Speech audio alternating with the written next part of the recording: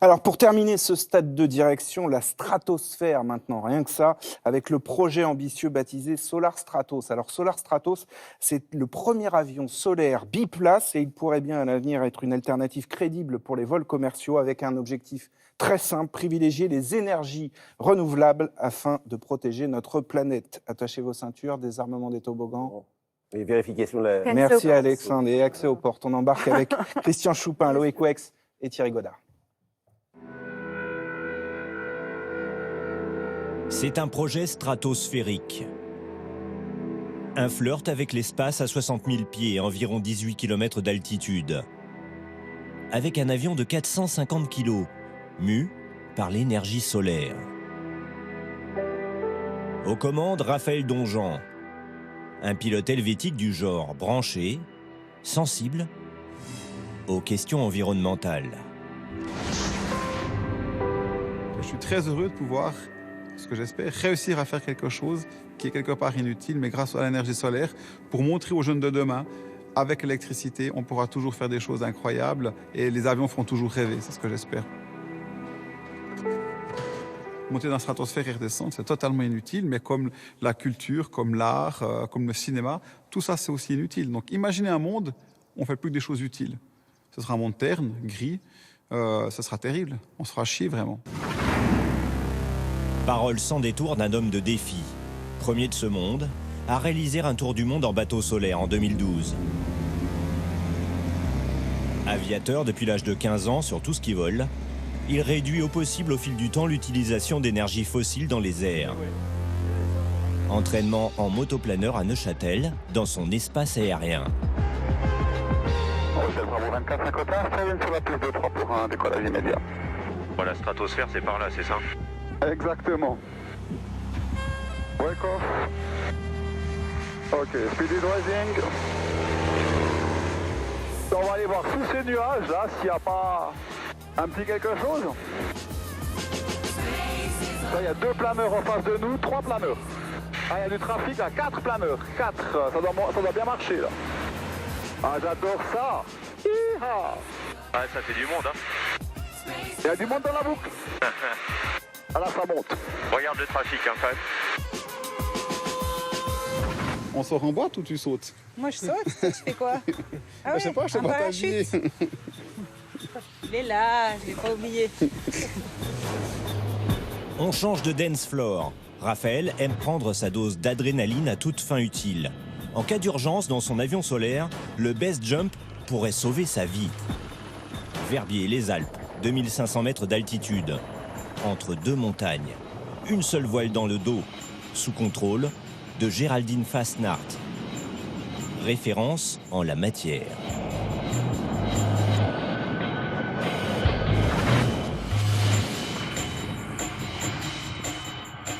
Parfait, bravo, bravo. Eh, merci Madji. Trop bien, Trop bien excellent. de faire ça avec toi, j'adore voler avec toi, tu sais.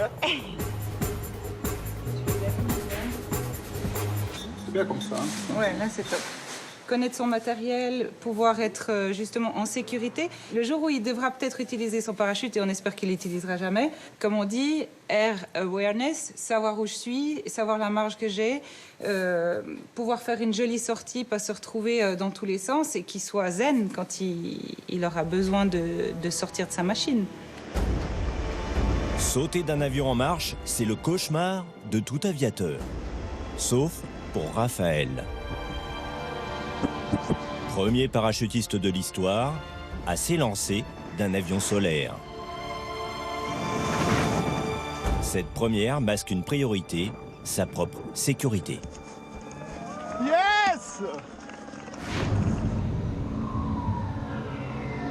Alors nous, on va procéder à l'arrêt du moteur. Moteur coupé, on va essayer d'aller dans le thermique, moteur coupé. Ok, l'hélice en drapeau. Ah, l'hélice en drapeau. Ouais, c'est pour qu'il soit ok, voilà. Yes, Christian, well done. Ah ouais, l'hélice Ouais, en on t'avait drapeau demandé, pour tout full. volatile, en général, c'est pas bon signe. Alors, Mario est positif. Alors, vario positif, ça veut dire qu'on monte tout seul, On sans moteur. monte tout seul, grâce à l'énergie solaire en fait. Alors justement, d'aller chercher un petit peu les thermiques, toi, c'est un petit travail quotidien en vue de ton projet Solar Stratos. Ah bah disons, ça permet de voler, de s'entraîner, de rester, voilà, il faut vraiment être le plus possible dans le milieu.